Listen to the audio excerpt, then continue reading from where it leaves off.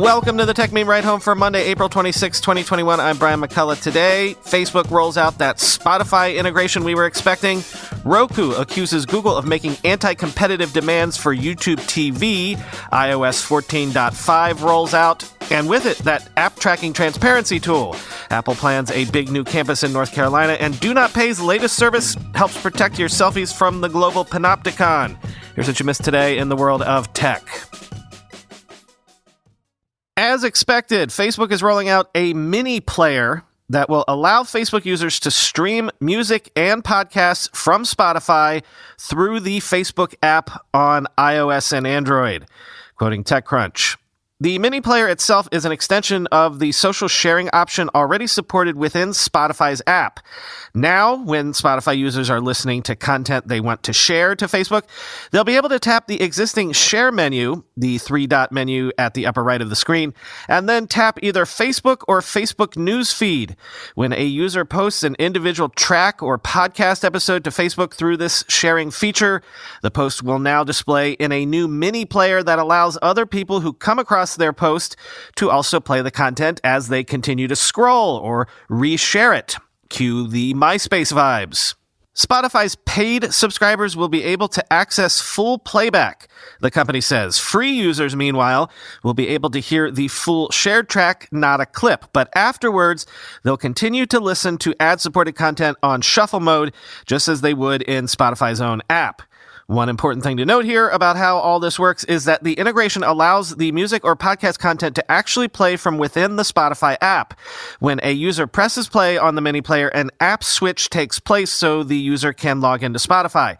The mini player activates and controls the launch and playback in the Spotify app, which is how the playback is able to continue even as the user scrolls on Facebook or if they minimize the Facebook app altogether.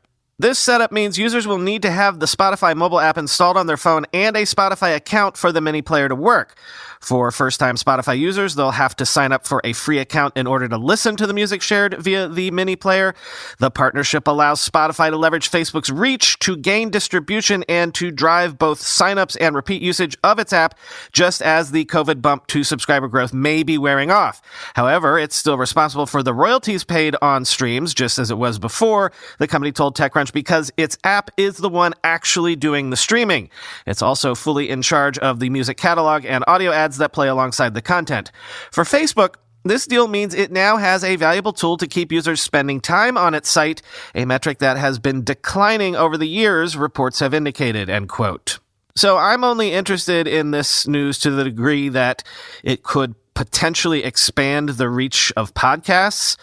Podcasts simply don't go viral. There has really been no mechanism to do so until now, and then that ties into the whole problem of actual discovery for podcasts. Joe Rogan, for example, supercharged his podcast audience by getting clips to go viral on YouTube. If any of you want to play around with this and let me know what you find, I would be much obliged. Can you find the player? Can you share tracks? Can you see tracks others have played and shared?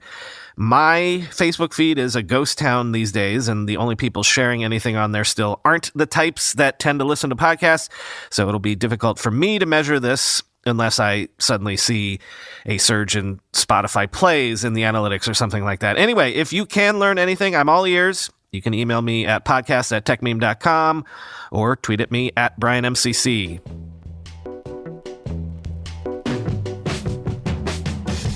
Zoom has officially launched what it calls Immersive View, which assembles up to 25 video conference participants in one scene for all free and individual pro Zoom accounts, quoting VentureBeat. In a nutshell, video hosts can use Immersive View to arrange participants, anyone from employees to panelists, in a single virtual environment. This deviates from the established norm of displaying participants in a grid-like format with each individual's personal background showing. Immersive View supports up to 25 participants, and they can be placed in any number of environments, including a boardroom, auditorium, or classroom, depending on the event. Hosts can manually move people around on the screen or let Zoom do it automatically. Immersive View is available now in Zoom's desktop client, version 5.6.3 or higher for Windows and Mac OS, and is activated by default for all free and individual pro accounts, end quote.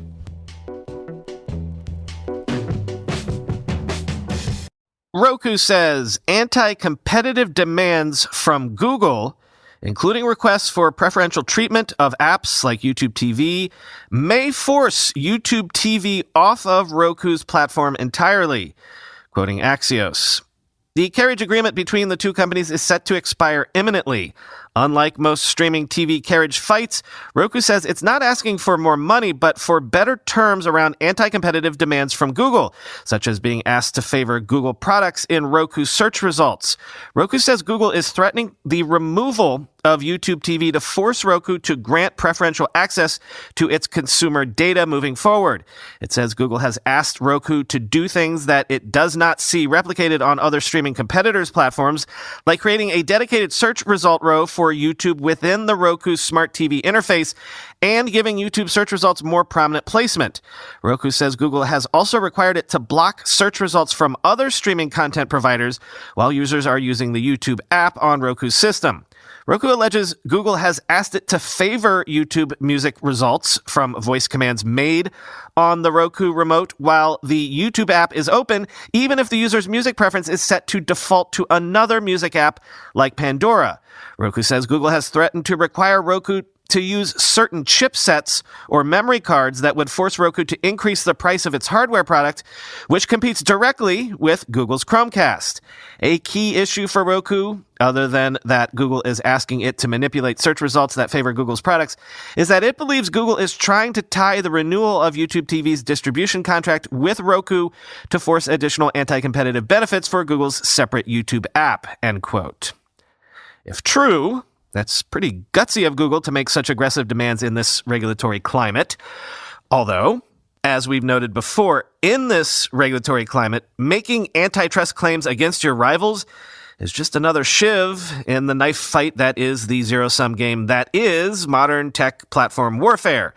See Chris Messina's Tech World War theory.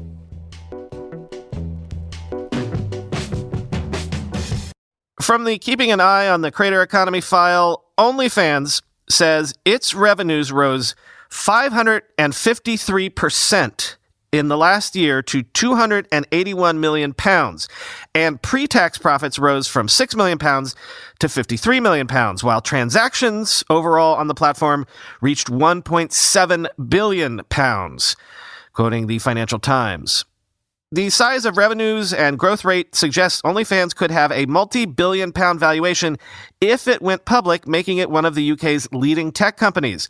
But the Middlesex-based company remains closely held.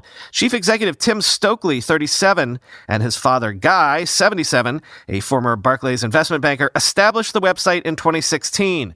The pair declined to name the biggest earners on the platform, but said the platform had more than 300 creators who earned more than $1 million.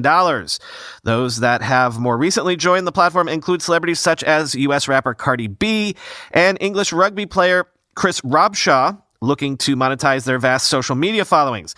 The fashion designer Rebecca Minkoff joined OnlyFans this year to show behind-the-scenes footage of New York Fashion Week. Thousands of students and out-of-work freelancers have also turned to the website to make an income during the pandemic, prompting criticism from campaigners that the site has moved the boundary of what constitutes sex work, end quote.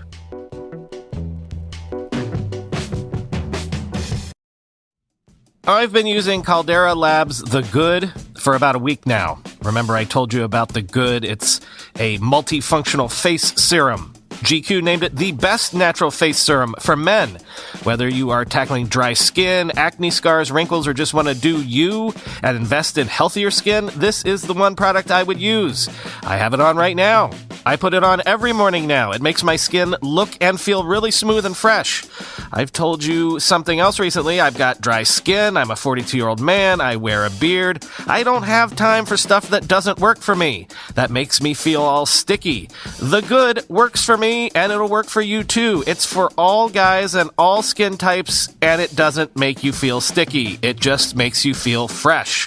Best of all, you can try it 100% risk-free. If you don't love it, they will refund you in full. And right now, Caldera has a special offer for our audience. Receive 20% off your first Caldera Lab purchase of The Good. Go to calderalab.com and use discount code TechMeme, one word, all caps, at checkout. That's CALDERALAB.com and use code TechMeme, all caps, one word, for 20% off your first order. KiwiCo is defining the future of play by making it engaging, enriching, and seriously fun. KiwiCo creates super cool hands-on projects designed to expose kids to concepts in STEAM, science, technology, engineering, art, and math. Kids can learn something new every month. KiwiCo crates cover a wide range of subjects, from science to art to geography. Kids love getting mail just for them. Yes, they do. You've heard my kids literally clamor for the new Kiwi box. It's a great way to end the school year and kickstart summer break. If your kids know they have a package to look forward to each month.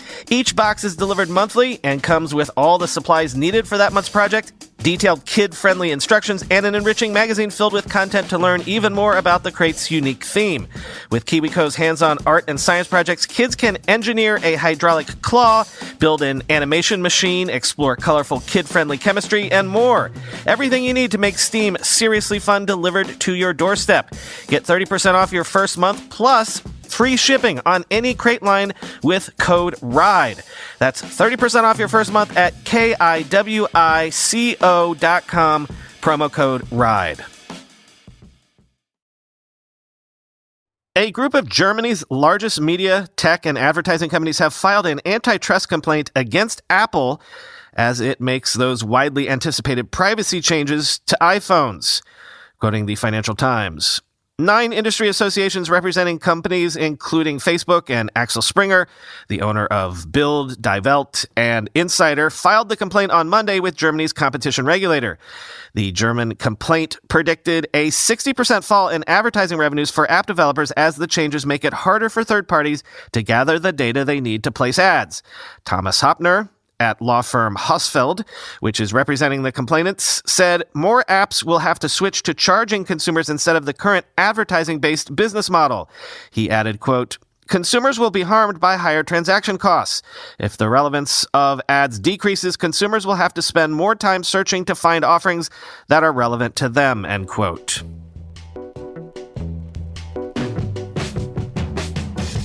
Yes, word on the street is those privacy changes are expected to roll out today. By the time you hear this, you might already be able to download iOS 14.5, which should include the app tracking transparency tool that everybody is talking about. But 14.5 does some other things too, like allowing Siri to play audio with third-party apps and even enabling the unlocking of your phone with a mask on. For a rundown of the other headline changes coming in 14.5, Brian X. Chen in the New York Times has us covered, quote, Siri has generally worked only with Apple Music for music playback since 2015, which has been annoying and inconvenient for those who want to use the voice assistant to play songs using other music apps. The change comes as antitrust scrutiny mounts over whether Apple stifles competition by favoring its own apps. To make Siri work with other audio services, you won't have to change any settings.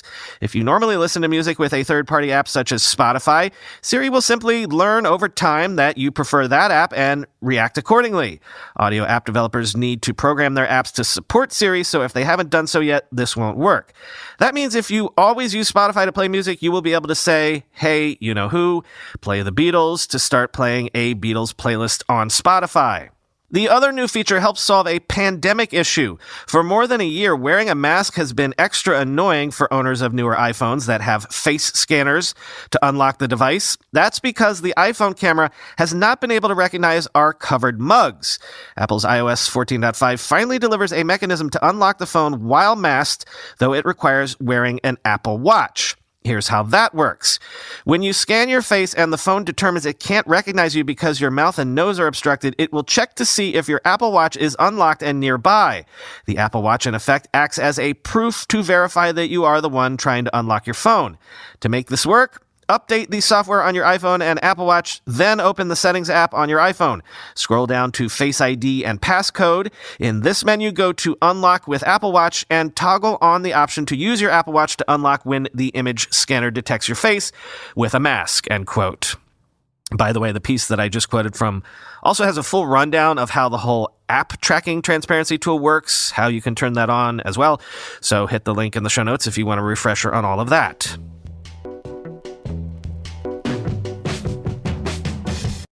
Apple says it will spend more than $1 billion to open a 3,000-employee campus in North Carolina as part of a $430 billion U.S. investment plan in fields like silicon engineering and 5G. I wanted to mention this real quick because this is how you do it. This is how you do a major campus announcement. You don't pit cities against each other, Hunger Games style. You don't extort states and municipalities for tax breaks. You just identify a place you want to be and you just do the damn thing. Quoting CNBC. The campus is a sign of Apple's continued expansion beyond its headquarters in Cupertino, California, where most of its engineering has been based. Apple's $1 billion campus in Austin, Texas is expected to open next year. Apple's expansion will be located in North Carolina's Research Triangle area, which gets its name from nearby North Carolina State University, Duke University, and the University of North Carolina. Apple CEO Tim Cook and COO Jeff Williams have MBAs from Duke, and Apple Senior Vice President Eddie Q, who is in charge of the company's online services, also graduated from Duke. Apple also said Monday it was rapidly expanding in other cities where it has engineering operations. It plans to employ 5,000 people in San Diego, 3,000 people in Culver City in Los Angeles, and 700 in Boulder, Colorado by 2026. Apple also said it employs 1,000 people in Seattle and plans to double that. In total, Apple says it plans to add 20,000 jobs in the U.S. over the next 5 years, end quote.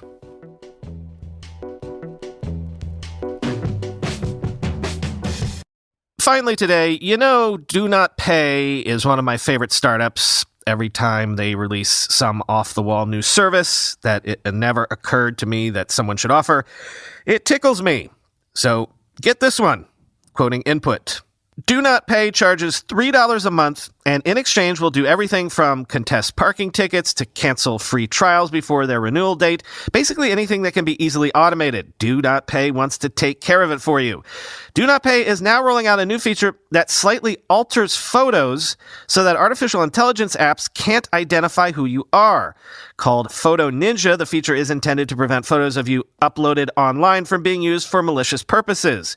With the new Photo Ninja feature, users upload a photo of themselves to Do Not Pay, and its algorithms insert hidden changes that confuse facial recognition tools. This type of masked picture can be referred to as an adversarial example, exploiting the way artificial intelligence algorithms work to disrupt their behavior. It's a growing area of research as the role of AI continues to grow and the technology is exploited for potentially dangerous or at least privacy-eroding purposes. AI systems are trained to analyze pictures by looking at the pixel-level data, and adversarial examples can trick them by changing the pixel colors in a subtle enough way that the human eye doesn't notice anything different, but a computer fails to categorize the image as it usually would or interprets it as a wholly different image. There are various reasons why you might want to use Photo Ninja. Before joining a data service like Bumble, you could run your pictures through Photo Ninja so that weirdos can't upload them to Google's reverse image search and find your social media profiles without getting your consent, for instance. As police agencies and retailers increasingly use facial recognition to surveil for criminal activity, they rely on databases of pictures culled from the internet to find suspects. Such invasive surveillance is controversial, not least because it's often inaccurate and disproportionately harms minorities and women. So if you run all of your pictures through Photo Ninja, Do Not Pay claims programs like TinEye and Google's reverse image search will be unable to match you. Hopefully, Clearview AI won't be able to either, end quote. I think I've said before, I find Do Not Pay fascinating because their entire business model is essentially fighting bureaucracy and time-wasting red tape as a service. But it's also sticking it to the man as a service, which, who else does that?